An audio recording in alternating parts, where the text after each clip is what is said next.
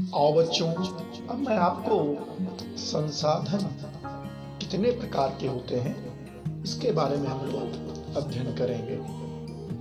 देखिए, आपकी स्क्रीन में एक फोटो आ रहा होगा। इसमें संसाधन के प्रकार बताए गए हैं। संसाधन दो प्रकार के होते हैं। नंबर 1 प्राकृतिक संसाधन और नंबर 2 मानव निर्मित संसाधन। प्राकृतिक संसाधन क्या होते हैं, इसको आप देखिए। ऐसे सभी संसाधन जो हमें प्रकृति की ओर से उपहार स्वरूप बिना मूल्य के प्राप्त हैं, उन्हें हम प्राकृतिक संसाधन कहते हैं। जैसे सूर्य, चंद्रमा, पानी, वायु, धरती आदि। अब प्राकृतिक संसाधनों को पुनः उनकी उपलब्धता के अनुसार दो वर्गों में बांटा गया है। नंबर 1 नवीकरणीय संसाधन। ऐसे प्रकृति की ओर से प्राप्त वह सभी संसाधन जो असीमित मात्रा में उपलब्ध हैं और जिन्हें पुनः प्राप्त किया जा सकता है, ऐसे संसाधनों को हम नवीकरणीय संसाधन कहते हैं। जैसे सूर्य की ऊष्मा, पानी, वायु आदि। इन्हें अक्षयशील संसाधन भी कहते हैं। तो बच्चों, समझा आपने? नवीकरणीय संसाधन में वो सभी संसाधन गिने जाते हैं जो हमारे उपयोग होने के बाद भी कभी खत्म नहीं होते हैं और हमको वो दोबारा प्राप्त हो जाते हैं। अब नंबर दूसरे पे देखिए, अनवीकरणीय संसाधन। ऐसे संसाधन जो आपको प्रकृति की ओर से बिना मूल्य के प्राप्त तो हैं, परंतु इन संसाधनों का एक बार उपयोग कर लेने से उनको पुनः प्राप्त नहीं किया जा सकता है। ऐसे संसाधनों को अनवीकरणीय संसाधन कहते हैं। जैसे कोयला, पेट्रोलियम, प्राकृतिक गैस आदि। अतः हम लोगों को ऐसे संसाधनों का प्रयोग बहुत ही विवेकशील होकर करना चाहिए।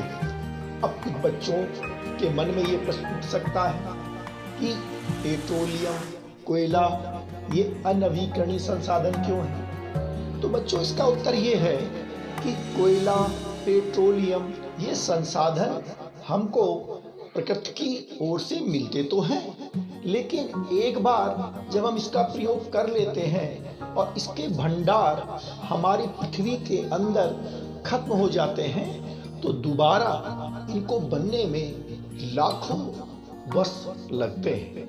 अतः हमको ऐसे संसाधनों को किफायत होकर उपयोग में लाना चाहिए, जिससे कि आगे आने वाली पीढ़ी के लिए भी इनके लिए कुछ ये संसाधन बचे रहे।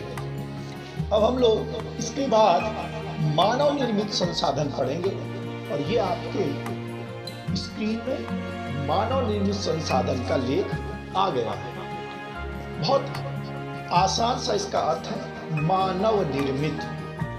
जब मनुष्य के द्वारा प्राप्त पदार्थों को अपनी उपयोगिता के अनुसार हम किसी दूसरे रूप में बदल देते हैं, तो ऐसे संसाधन को हम मानव निर्मित संसाधन कहते हैं। जैसे लोहा, सड़क, वाहन, लोहे की बनी हुई वस्तुएं, प्लास्टिक की कुर्सी आदि बहुत सारी चीजें हैं जो मानव के द्वारा बनाई गई हैं, यानी मनुष्य के द्वारा बनाई गई हैं और हमारे काम में आती हैं। अब बच्चों, इसमें एक नया आर्टिकल भी है कि मानव भी एक स्वयं संसाधन का रूप है।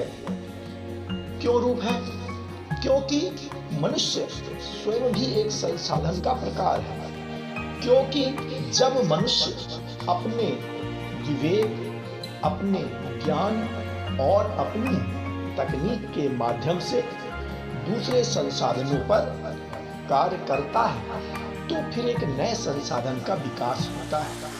अतः किसी भी देश का विकास वहाँ के मानव संसाधन मूल्यों के द्वारा निर्धारित किया जाता है।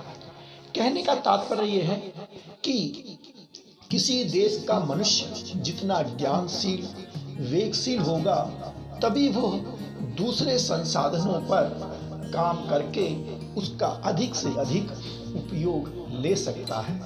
इसलिए मानव को भी एक बहुमूल्य संसाधन कहा गया है। बच्चों, अगर बहुत सारे संसाधन हैं तो प्रकृति में, लेकिन अगर मनुष्य उसमें अपनी मेहनत अपना विज्ञान ना लगाए तो वो सारे संसाधन हमारे लिए निरर्थक हो जाते हैं। जैसे प्राचीन काल में आग तो तब भी थी, लेकिन तब वो एक संसाधन नहीं था। लेकिन जब मनुष्य ने अपनी बुद्धि और अपने विवेक के द्वारा उसको अपने लिए उपयोग में लाने का प्रयास करना और उसको अपने प्रयोग में लाने के लिए उसने इसकी परंपरा चलाई, तब से आग को एक संसाधन का रूप दे दिया गया है। तो मनुष्य स्वयं भी एक बहुत बहुमूल्य संसाधन है। अब इसके आखिरी में इसी पाठ में एक आर्टिकल और है, सतत पोषणीय विकास। सतत पोषणीय विकास का मतलब क्या है? देखिए बच्चों, आज हमारा देश, हमारा विश्व, सब लोग तरक्की की राह पे चल रहे हैं। पहले हम लोग अपना संदेश चिट्ठी के माध्यम से पहुंचाते थे, उससे पहले कोई और साधन थे, और आज हमारे यहाँ साधन मोबाइल का हो गया है। आप जिस माध्यम से इस अध्यापन का कार्य कर रहे हैं, अध्ययन का कार्य कर रहे हैं, वो विकास की ही देन है। लेकिन ये विकास जब किया जाता है तो बहुत सारी जो प्रकृति में चीजें हैं उनका उपयोग किया जाता है।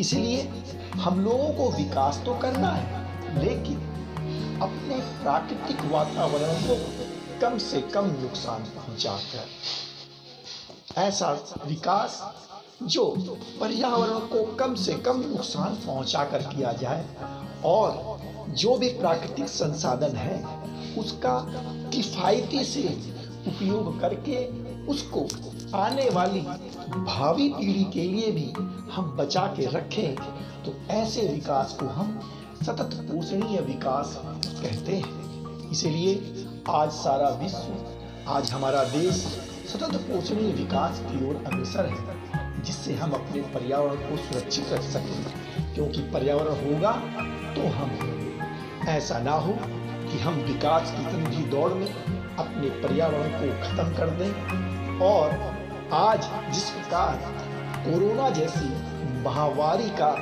पूरे विश्व में हाहाकार मचा है, ऐसी आने वाली पीढ़ियों को किसी भी प्रकार की समस्याओं का सामना न करना पड़े।